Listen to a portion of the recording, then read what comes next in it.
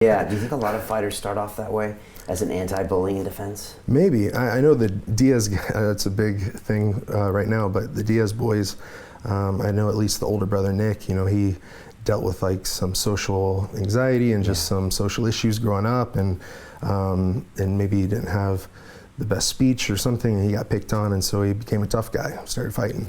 So I think a lot of fighters probably start off in some way getting picked on, just deciding it's time to fight back. Yeah, fighters are a unique bunch, and you probably know them even better than the most of us. A lot of us see them and are like, okay, these are the ultimate alpha male tough guys, but they're probably deep down inside scared.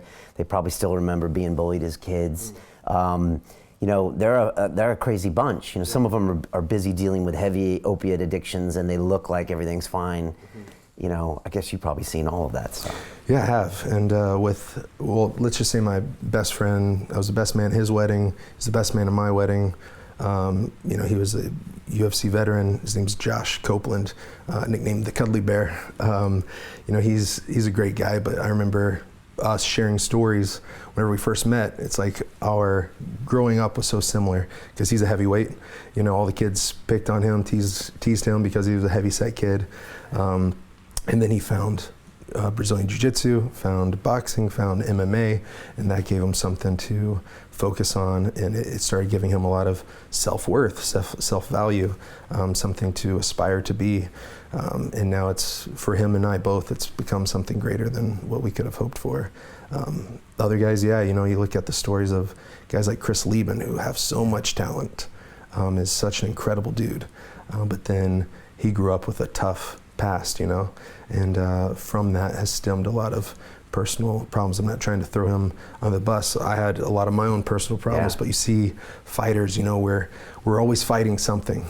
Yeah, funny that, right? Right, yeah. There's always another fight in the background. I think I had this realization because I trained for 10 years. I'm a purple belt, and I used to train heavy, and I think one point I realized that a lot of times fighters are fighting themselves. When they want to go kill somebody or knock the block out of someone or beat the hell out of a heavy bag.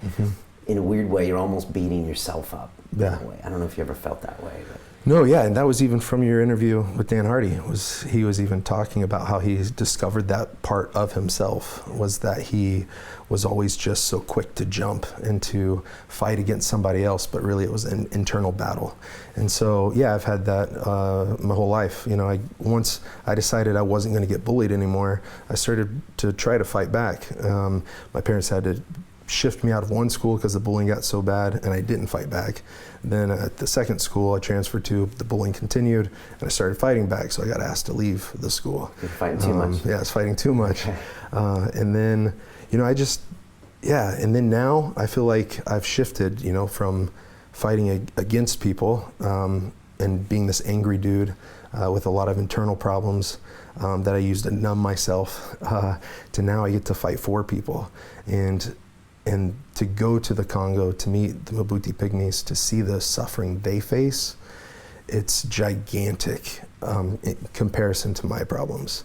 And so it shrinks my problems down into something very bite-sized, or I don't know, like I always put myself under a magnifying glass, under a microscope, and I would focus in, and that's all I could see was my problems. But now with them accepting me becoming family with them, I see their problems, and I see that, hey, I can't be that jacked up dude anymore, because if I'm that jacked up, there's no way I'm going to be able to help them. And so there's no way I'm going to be able to invest my life into theirs or into our team's life. And so it has given me something of higher purpose to live for, not just living for myself. I don't think life for any of us is about ourselves. Right. Life's not about us. It's about everyone. It's about each other, and it's how can we love each other, and how can we move forward as people. And so It's strange. To watch the rest of this fascinating interview, click on the link below and go to LondonRealAcademy.com. There you can sign in with your social media, log in and watch the rest of the episode for free, along with all of our episodes on London Real, my webinars, and all of our premium content, all located over at LondonRealAcademy.com. So click on the link below. You'll be directed there and you can watch the rest of this fascinating interview, and I'll see you there.